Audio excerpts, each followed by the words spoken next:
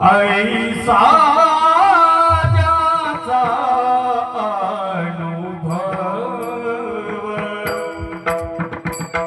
ऐसा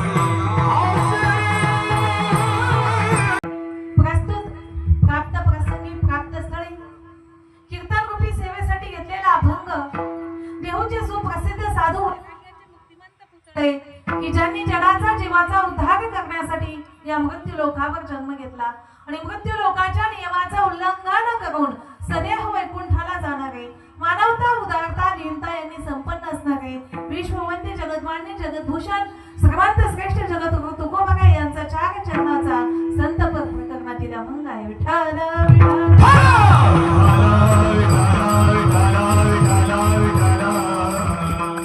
अभंगावर चिंतन करणे अगोदर थोडासा परिहार तो असा, time and tide waits for none. वेळेच्या आधी आणि भाग्यापेक्षा जास्त माणसाला काहीच भेटू शकत नाही. आजचं मी माझं महत् भाग्य मानते की माझ्या मिस्टरांचे मित्र आपल्या गावचं वैभव अनिलजी महाराज यांच्या सहकार्याने, तसेच आमचे सासरे भजन सम्राट बंडुबुवा गोळेगावकर यांचे मित्र सुरेश भाऊ यांच्या सहकार्याने आजचं हे कीर्तन पुष्प माझ्याकडे आलं. खरं तर देवी आईची ही कृपा मानलीच पाहिजे. मी मागच्या महिन्यामध्ये आईकडे दर्शनाला आले होते. मी म्हणलं उभ्या महाराष्ट्रात कीर्तन सांगते आई, पण इथे कीर्तनाचा कधीच योगायोग आला नाही. सहज दुःख सहज अशी खंत व्यक्त केली आणि योगायोग आला. तर आईच्या कृपा आशीर्वादाने चालू असलेला हा अखंड हरिनाम सप्ताह 1948 पासून हा अखंड हरिनाम सप्ताह चालू आहे. तर आज तागायत हा अखंड हरिनाम सप्ताह चालू आहे. आणि विशेष म्हणजे तुम्हाला सांगायचं जर झालं तर हा सप्ताह करणे सोपं नाहीये. हे कल्याचा नव्हे हा खेळ. एकटी व्यक्ती हा सप्ताह करू शकत नाही. नवे तर श्रीमंत लोक, पैशावाले लोक सुद्धा सप्ताह करू शकत नाहीत. तुम्ही आमच्या भक्तमध्ये येऊन बघा, एकाही हनुमान मंदिरामध्ये सप्ताह चालू नाहीये, एकाही राम मंदिरामध्ये सप्ताह चालू नाहीये. सप्ताह हे फक्त शेतकरीच करू शकतात आणि शेतकरी सप्ताहाची परंपरा जपू शकतात. 1948 पासून ही परंपरा जपलेली आहे. खरंच गावाचं वैभव आहे आणि गावाने ही परंपरा जपून ठेवली, त्याबद्दल मी गावाचेही आभार मानतेच. तसेच एका कीर्तनकाराला उत्कृष्ट गायक असावेत, उत्कृष्ट वादक असावेत, जाणकार श्रोते असावेत. हा दुग्ध शर्करा मिलाप या ठिकाणी झालेला आहे. हे उत्कृष्ट माईक सिस्टीम आहे. सगळ्यांचा परिचय मी नंतर करून देईलच. अगोदर आपण अभंग सोडूया.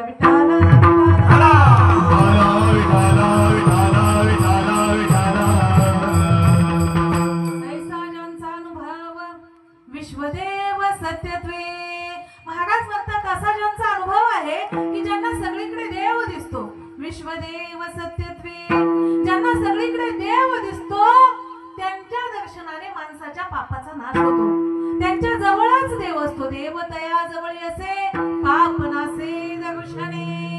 इतकंच नाही तर अशा संतांकडे काम नसतो, क्रोध नसतो आणि त्यांच्यामध्ये सगळ्यांना ते समान भावनेने पाहतात. काम क्रोधा नाही झाली, भूती झाली समता. भूतामध्ये समता. भूत म्हणजे कुणाला म्हणलेले? भूत म्हणजे कोण? भूत म्हणजे रात्रीचं दिसतात ते का? अमावस्येला दिसतात ते का? भूत म्हणजे मनुष्य. प्रत्येक मनुष्य प्राण्याला ते समान भावनेतून पाहतात, भेदाभेद करत नाही. म्हणून महाराज म्हणतात तुका म्हणे भेदाभेद गेला वाद खंडोळी. हा झाला अभंगाचा सगळा भावार्थ. विठाला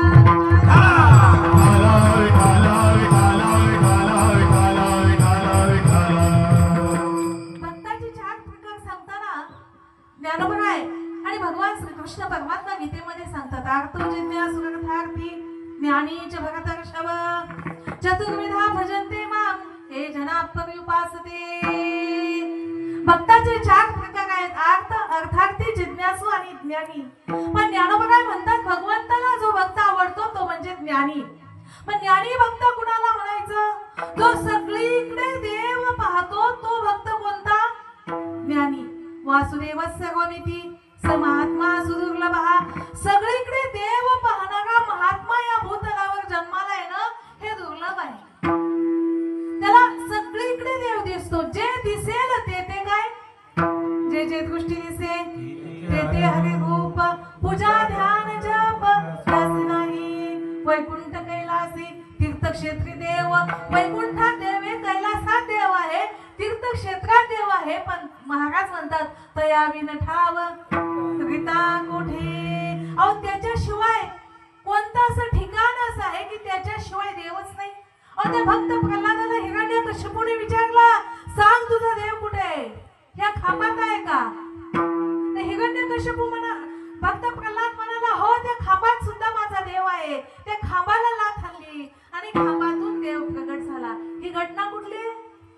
आपल्या प्रल्हादपूरची आहे. प्रल्हादपूरलाच आपण शॉर्टकट मध्ये काय म्हणतो, त्या प्रल्हादाचं मंदिर आहे, तुम्ही गावामध्ये जाऊन पहा.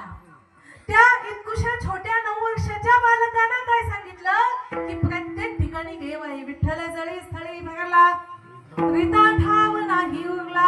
सगळीकडे देव असताना तो देव तुम्हाला का दिसत नाही? अहो, देव सगळीकडे नवे नवे या भूतलावर निर्माण झालेली प्रत्येक गोष्ट कुणाची आहे? प्रत्येक गोष्ट कुणाची? मग आपल्या जवळचं घर कुणाचं? गाडी कुणाची? कुणाची? शाने रे, देवाची आहे. देव आम्हाला हा, तुम्ही मानायला तयार आहेत का देवाची आहे म्हणून? बघा, तुम्ही कुणाचे आहेत? हा, देवाचे आहेत, हो की नाही? सगळं देवाचं असताना एक भक्त म्हणतो, देवा जे काही सगळं दिलंय तुम्हाला ते सगळं तुझंच आहे. पत्रम पुष्पम फलम तोयम यो मे भक्त्या प्रयच्छति. देवा तुला मी पान वाहू, फूल वाहू, सगळं काही देवा तुझंच आहे आणि तुझंच तुला काय अर्पण करू? तर देव म्हणतो, हे भक्ता, एक अशी गोष्ट आहे जी की मी तुला दिलेली नाही. सांगा, आपल्या सगळ्यांना एक अशी गोष्ट आहे की जी देवानं आपल्याला दिलेली नाहीये. कोणती असेल? देव म्हणतो, मी एक गोष्ट तुला दिलेली नाहीये, ती गोष्ट तुम्हाला अर्पण कर, जीवनात सुखी होशील. सांगा बघा, अशी कोणती गोष्ट असेल की आपल्या प्रत्येकाला देवानं ती दिलेली नाहीये? कोणती असेल? गायक मंडळी, देवानं ती गोष्ट आपल्याला दिलेली नाहीये. ती गोष्ट जर आपण देवाला अर्पण केली तर आपल्या आयुष्यामध्ये आपण सुखी होऊ. कोणती गोष्ट असेल? हा,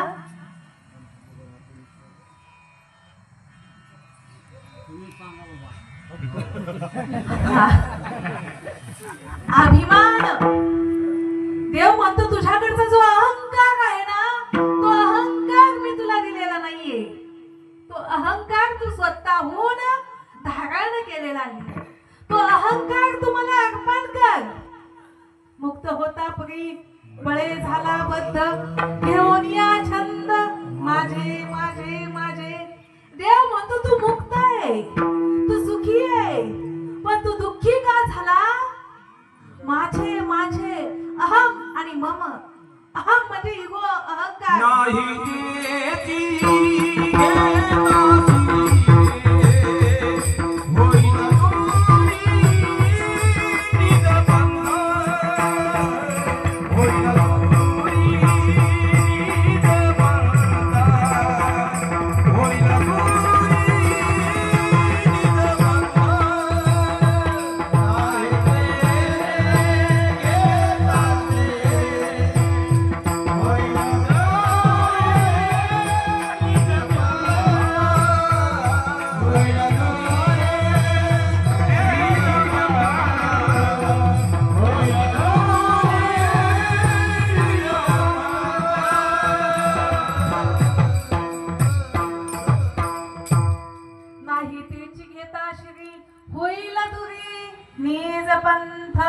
नको असलेल्या गोष्टीचा आपण काय घेतला? अहंकार घेतला. नामदेव काय एके ठिकाणी विनवणी करतात, देवा माझ्या भक्ताला तू काय करू नको? अहंकाराचा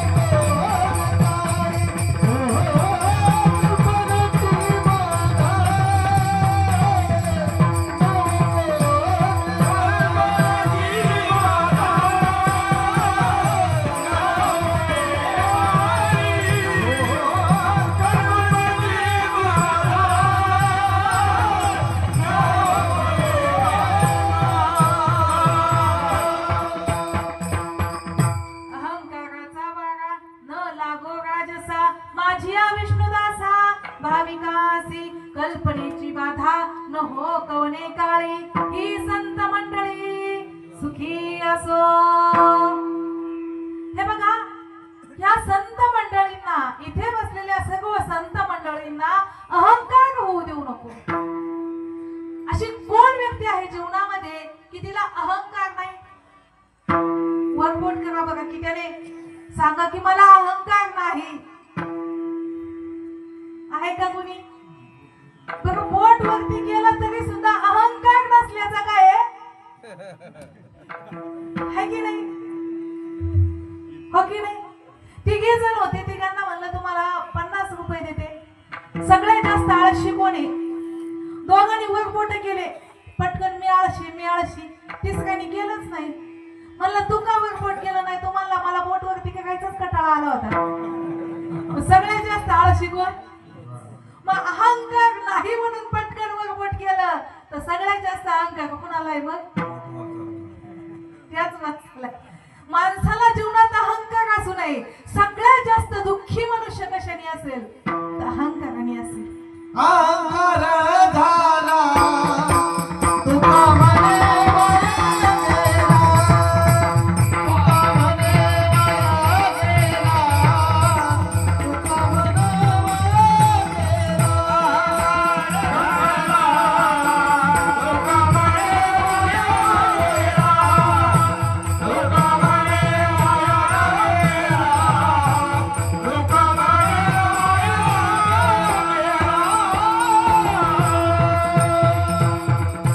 अहंकार झाला तुका म्हणे वाया गेला.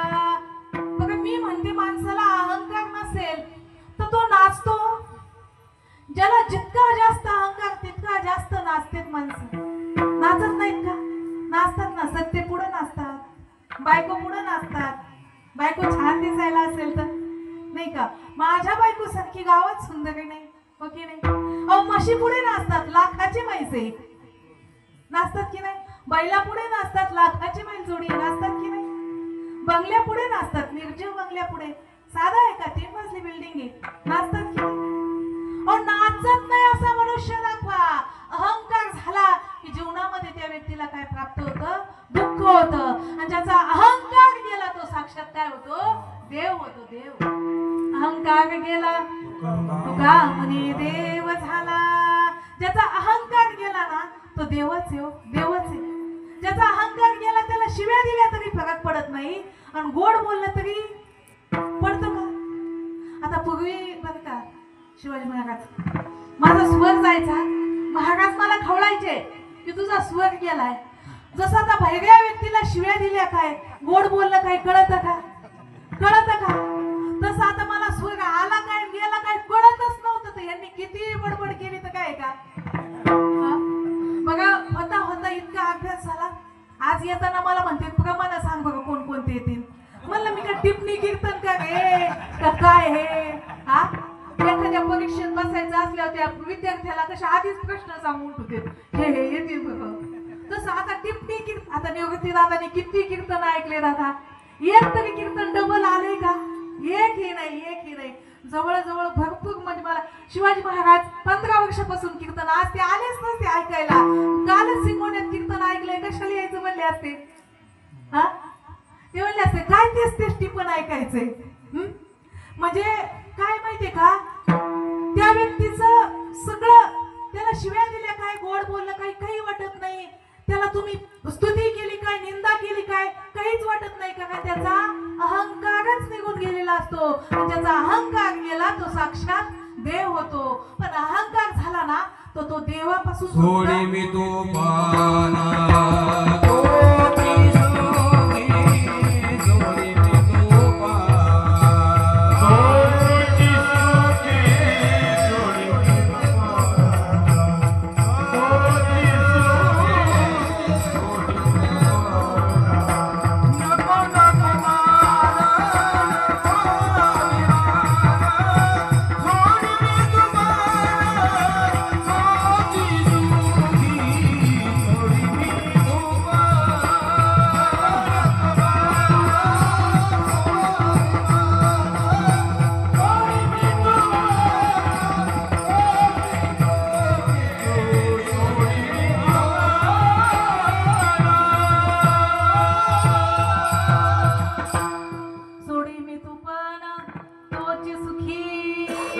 हे बघा, तुम्हाला आम्हाला अंकार होईल यात नवल नाही.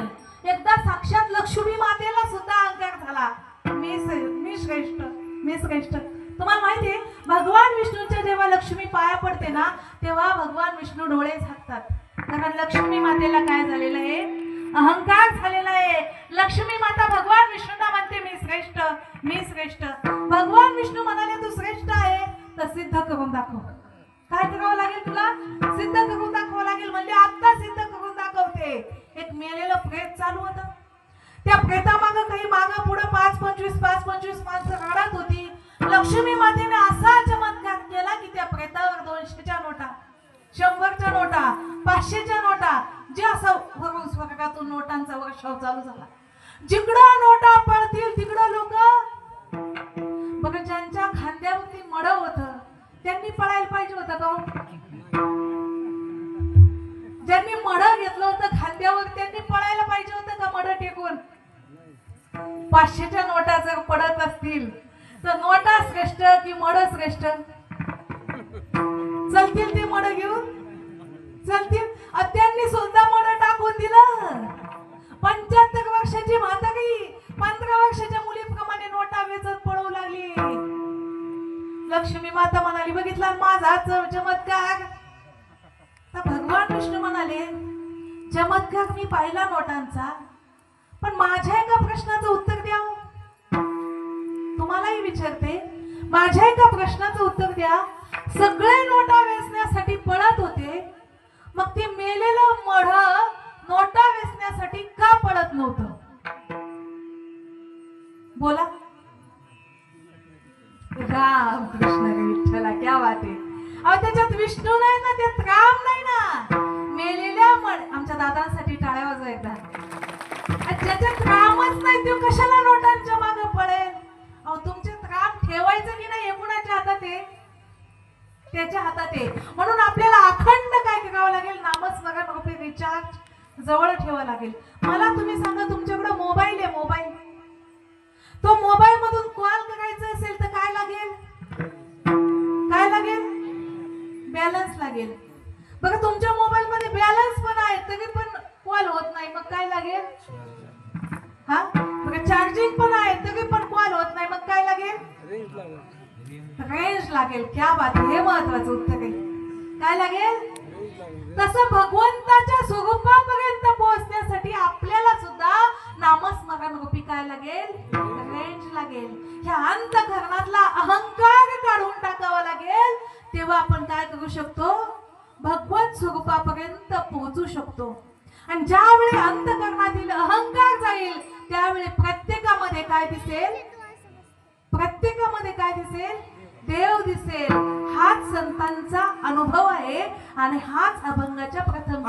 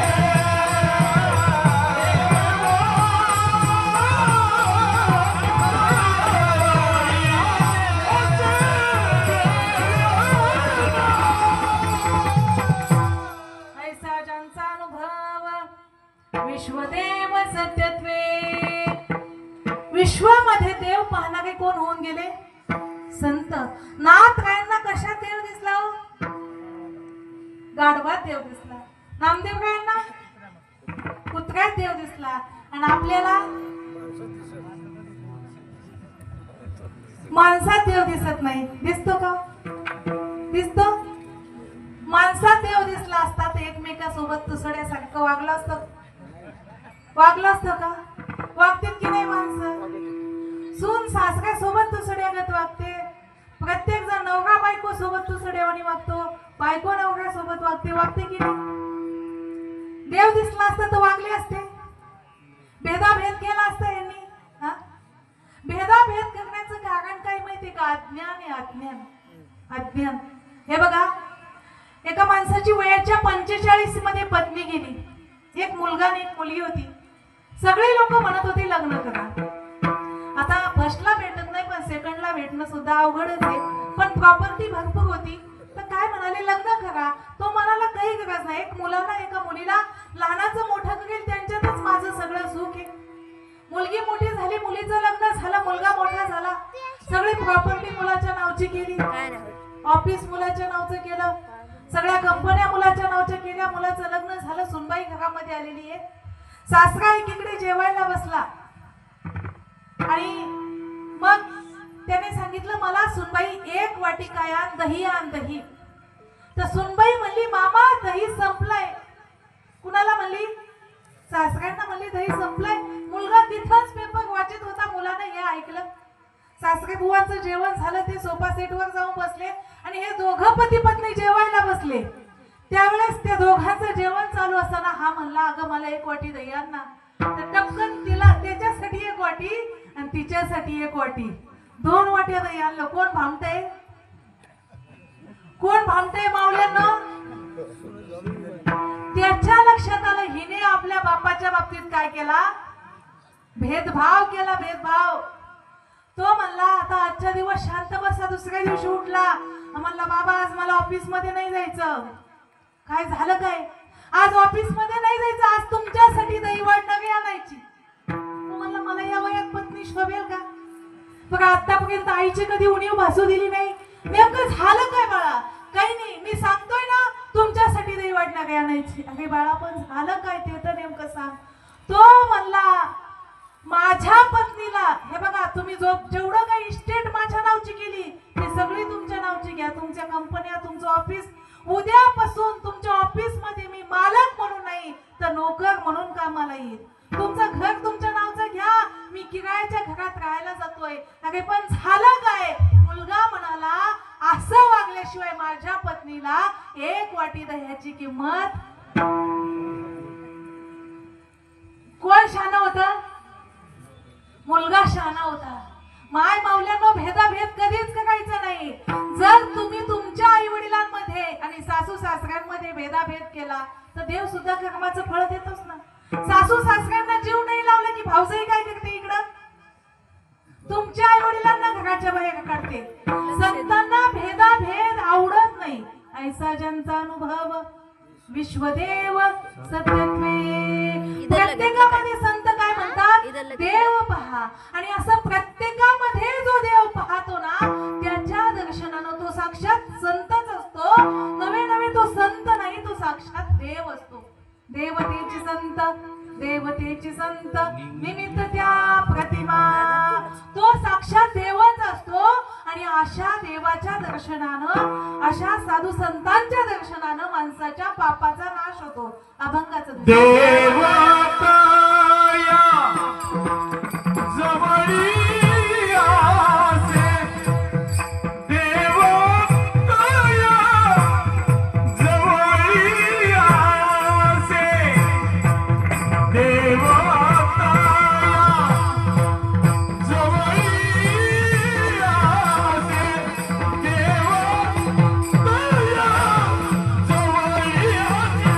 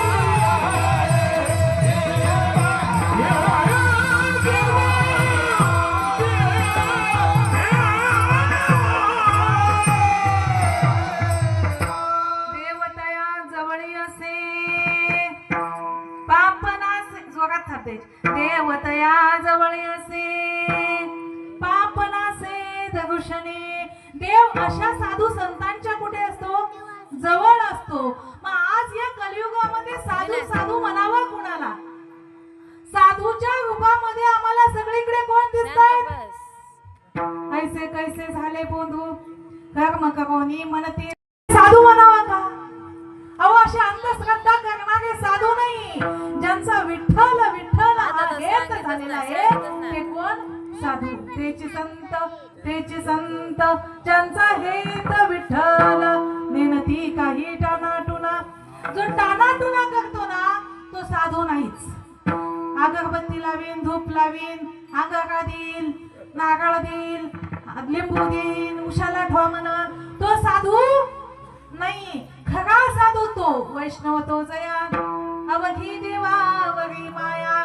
तो खरा वैष्णव की ज्याची फक्त देवावरच माया आहे. देवाशिवाय ज्याला दुसरं काही सुचत नाही. जो अखंड हे बघा कीर्तनकरांना साधू म्हणू नका बघा.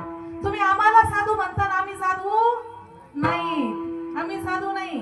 कीर्तन सांगसी तरी कीर्तनकारच होसी तरी वैष्णव न होसी. अरे जना वादन करसी तरी वादकच होसी परी वैष्णव न होसी. अरे जना गायन करसी तरी गायकच होसी परी वैष्णव न होसी. अरे जना नामा म्हणे नाम केशवाचे घेसी तरीच वैष्णव होसी. जो नामस्मरण करतो तो खरा साधू. कीर्तनकार करणं साधू नाही होऊ शकत. आणि आम्ही जर साधू असतो तर तुमच्याकडून लाख लाख रुपये घेऊन गेलो असतो का? हा बघा आम्ही हे बघा आम्ही चुकतो का तुम्ही चुकतो? तुमच्या गावातील माय माऊली 300 रुपये हजेरीने दिवसभर कामाला जाते की नाही?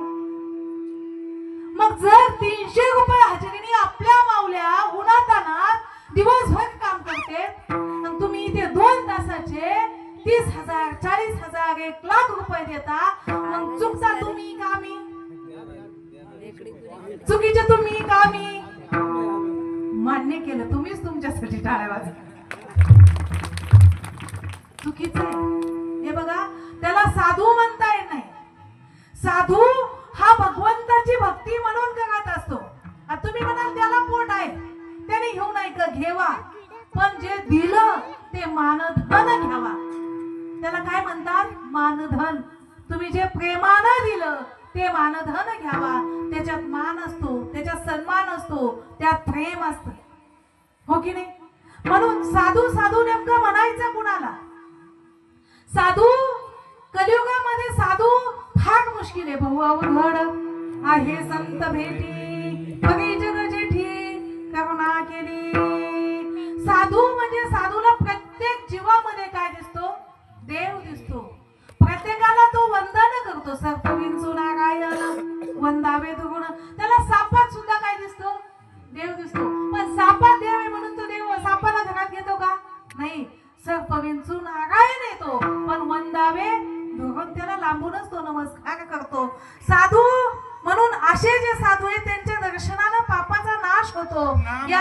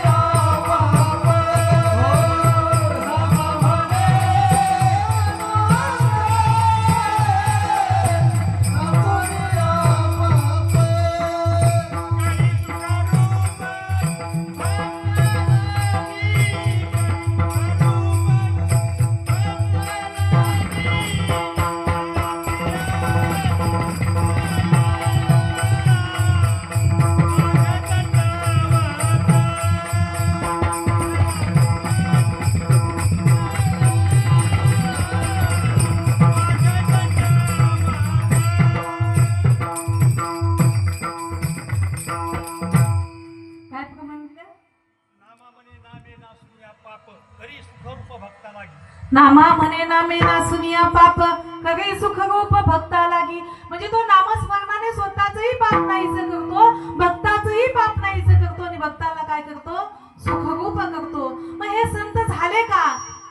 असं यांच्याकडे कोणते गुण आहेत की ज्यामुळे आणि क्रोध नाही अभंगाचा होते काम क्रोध नाही तारे, काम क्रोध नाही तारे, काम क्रोध नाही तारे, काम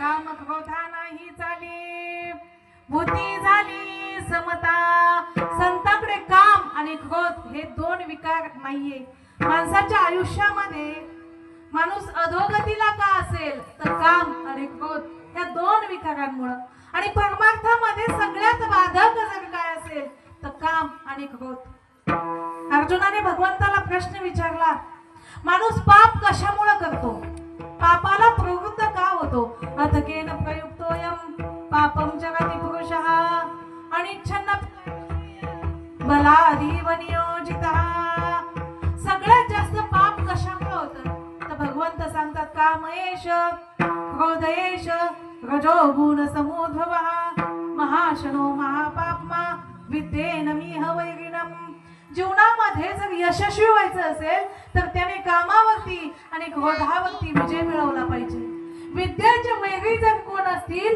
तर काम आणि क्रोध हे विद्येचे वैरी आहेत ध्यायतो विषयान पुंसस संगस्तेषुपजायते संगात संजायते काम कामात क्रोधो विजायते विषयाच्या ध्यानानं विषयाची आसक्ती निर्माण होते आसक्ती पूर्ण नाही झाली की कामना तयार होते कामना पूर्ण झाली नाही की क्रोध तयार होतो क्रोधाने अविचार होतो आणि अविचाराने काय होते बुद्धी भ्रष्ट होते क्रोधात भवती समूहात स्मृती विभ्रमः स्मृती भ्रंशात बुद्धिनाशो बुद्धिनाशात परिनिष्यती म्हणजे बुद्धीचा नाश कशाने झाला क्रोधाने झाला म्हणजे हे काम आणि क्रोध असे आहे हे ज्ञाननिधीचे भुजंग विषयदरीचे वाघ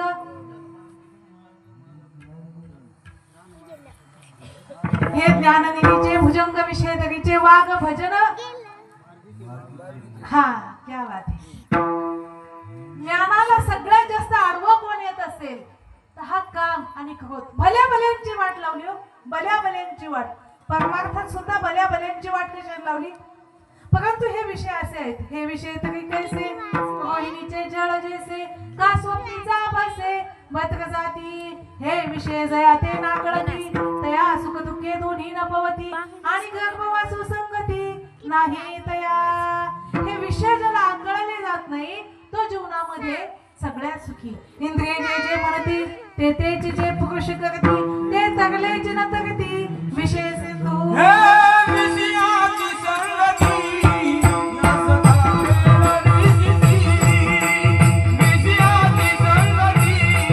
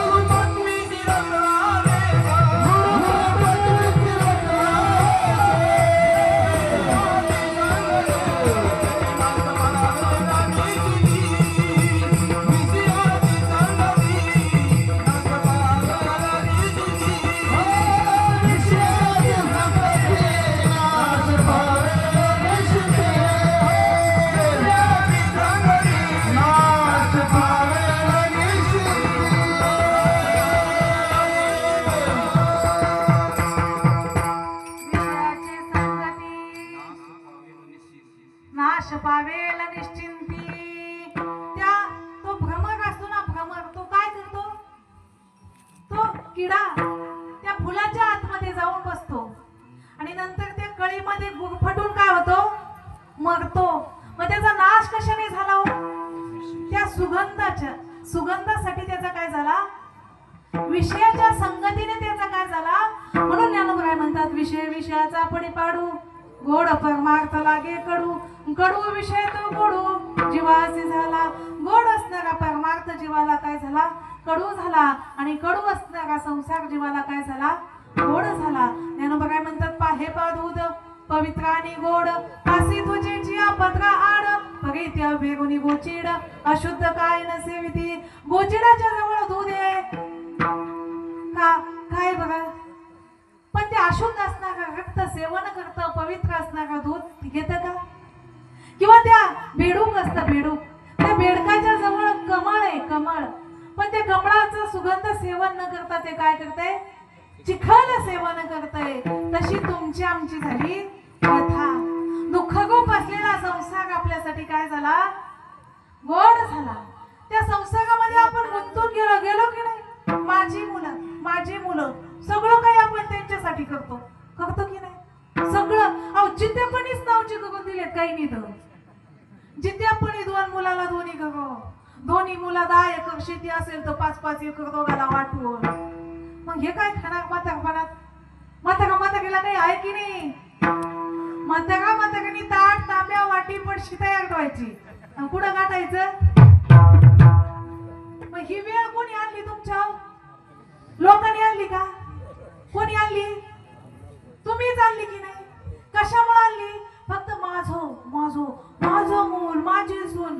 मग सून काय करते, नीट म्हणती हो की नाही. अहो जोपर्यंत तुम्ही जीवात जीव आहे तोपर्यंत लेकराला वाटणी नाही दिली पाहिजे, नाहीच द्यायची. एका बापाला 3 मुलं होते, 3 वयाच्या 25 पर्यंत ती एका ताटात जेवले. लग्न झालं की 25व्या दिवशी काय म्हणले, वेगळं निघायचं. कितव्या दिवशी माऊल्यांनो, हा प्रताप कुणाचा आहे, कुणाचा आहे, आपला आहे म्हणा ना.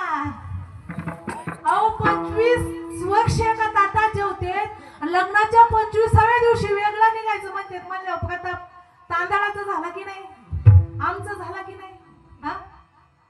आणि वयाच्या लग्नाच्या 25व्या दिवशी वेगळा निघायचं म्हणलं तर वेगळा निघायचं म्हणलं गावचे सरपंच सदस्य, वेगळं निघायचं म्हणलं वाटणी.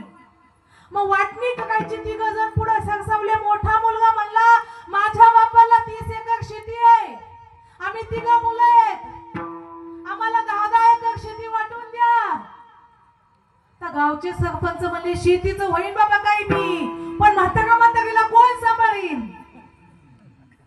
तर माझा मुलगा पुढे आला, म्हणला सालाचे महिने किती, आम्ही किती आहेत, एकाला किती येतात, आम्ही 4-4 महिने आई वडिलांना आळीपाळीने सांभाळतो.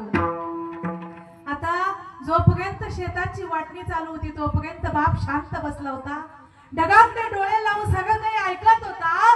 पण आई वडिलांची वाटणी म्हणजे बापाला थांबवलं नाही. बाप पुढे आला आणि म्हणला, हे बघा तुम्ही तिघेही अंगावरच्या कपड्यानिशी बाहेर पडा, तुमच्या तिघांनाही 4-4 महिने मी आळीपाळीने सांभाळतो.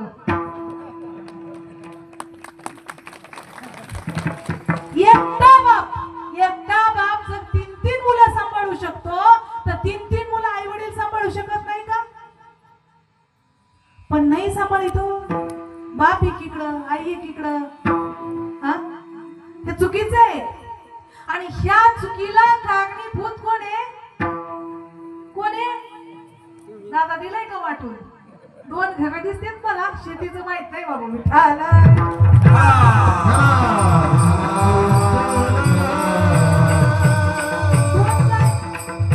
2 नाही 10 बांधा, पण 10 मध्ये सगळे एकत्र गायले पाहिजे. जीवात जीव आहे तोपर्यंत वाटणीचं नाव काढू द्यायचं नाही. असतील आपले, पण उद्या बायका आल्याच्या नंतर कोणाचे होते, म्हणून आपली अवकळा करून घ्यायची नाही. हे बघा, जोपर्यंत आपल्या जीवात जीव आहे तोपर्यंत आपल्याला लागतंय. आणि पैसा, हे बघा, असतील शिते तर जमतील, भूते गुळ तिथं, मुंगळे किडे तिथं, बगळे. अहो हे बघा, पैशाशिवाय काहीच धकत नाही. देव आपल्याला सांभाळीला जो तो उपाशी पडू देत नाही. ज्या वेळेस अशी वेळ आली त्यावेळी आळंदीमध्ये पंढरपूरमध्ये किती आई वडील येत असे. ते भिकारी नाही येतो, लोक त्यांना भिकारी म्हणतात. ते भिकारी नाहीये, कोट्यावधी इस्टेटीचे मालक आहे. पण त्यांनी मुलांना माझं म्हणलं, मुलांच्या नावचं केलं, म्हणून आज ते आई वडील मंदिरासमोर कशासारखे बसले. ते भिकारी नाही, ते कुणाचे तरी आई वडील आहेत. म्हणून हाताने आपल्यावरती अवकळा आणून घ्यायची नाही. सगळं आपलंच येवो, पण थोडं हातचं कापून जगावं लागतं. परमार्थात सुद्धा हातचा राखून आणि संसारात सुद्धा हातचा राखून जगावं लागतं. म्हणून काम क्रोधा नाही चाली, भूती झाली समता. सगळ्यामध्ये देव पाहायचा. कुणाला दुसऱ्यावानी वागायचं नाही, कुणासोबत भेदभाव करायचा नाही. आणि ज्याने भेदभाव केला तो देवाला सुद्धा मान्य नाहीये. महाराज म्हणतात भेदभाव करू नका. सगळ्या प्रत्येक विठ्ठल जळी स्थळी भरला, रीता ठाव नाही उरला. जे जे भेटे भूत ते ते मानिजे. भूत म्हणजे मनुष्य. जे जे भेटे भूत ते ते जाणीजे भगवंत. हाची भक्ती योग निश्चित जाण माझा. म्हणून ज्याला प्रत्येक प्राणी मात्रामध्ये देव दिसतो तो संत. म्हणून महाराज अभंगाच्या चतुर्थ चरणात दुःख मने भेदा भेद, दुःख मने भेद.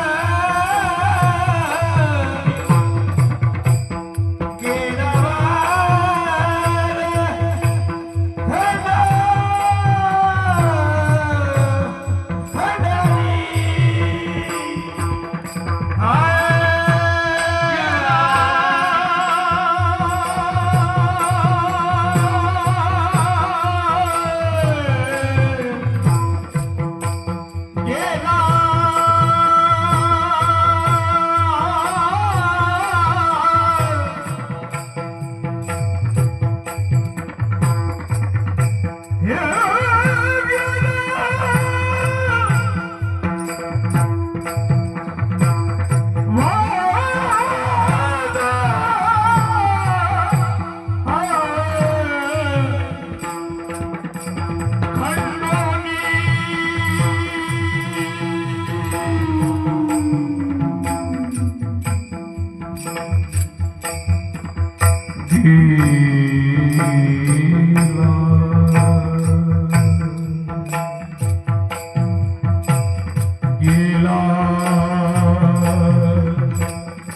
वाद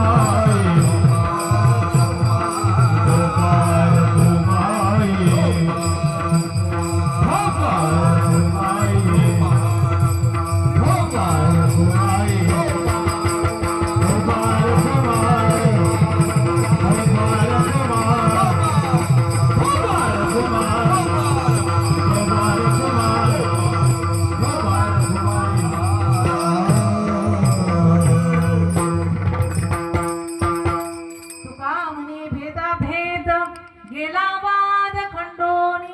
जर भेद केला तर काय होतं सांगते मी तुम्हाला. लास्टचं सांगणार आहे मी. कीर्तन आटोपत घेतलेले. भेद हे बघा, देवाला भेद केलेला आवडत नाही. देव असाय उच्च नीच काही नेने भगवंत तिष्ठे भाव भक्त देखोनिया दासी पुत्र कन्या विधवाच्या बक्षी. देव श्रीमंत गरीब पाहत नाही. दुर्योधनाच्या घरी पाची पक्वान नव्हतं, पण देव दुर्योधनाच्या घरी जेवायला गेले का नाही. उद्धवाला काय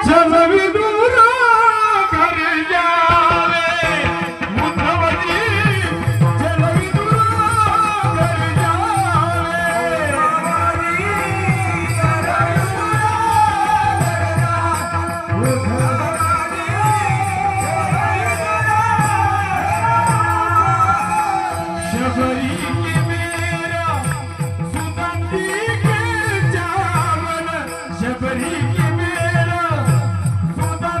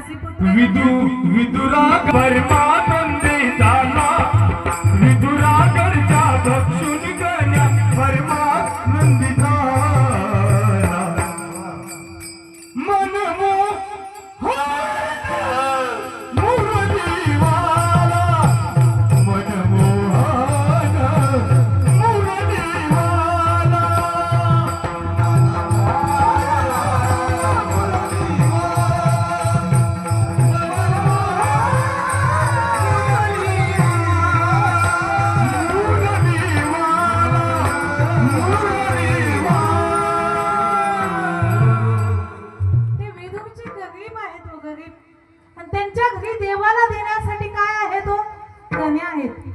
तुकोबांच्या घरी सुद्धा काय होत्या, दगदगीत पाण्या माझी राधिल्या कन्या. तुकोबांकडे तरी काय होतो, देव तुमची श्रीमंती आहे का पाहतो का, देव तुमचा भाव पाहतो. देव भावाचा भुकेला हाच दुष्काळ तयाला. आणि शबरी म्हणते माझी कुटी कधी पावन होईल, ज्या वेळेस श्रीराम जब मेरे राम जी का आवन होगा, शबरी की कुटिया का पावन होगा। जब मेरे राम जी का आवन होगा, शबरी की कुटिया का पावन होगा।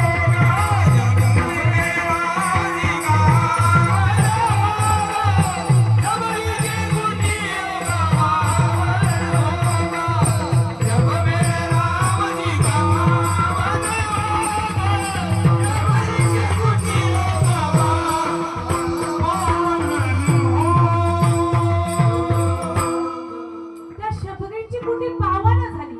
मग कुटी म्हणजे लाकडाची कुटी का, मग कोणती कुटी म्हणली गेली असेल, ही देहरूपी कुटी पावन झाली.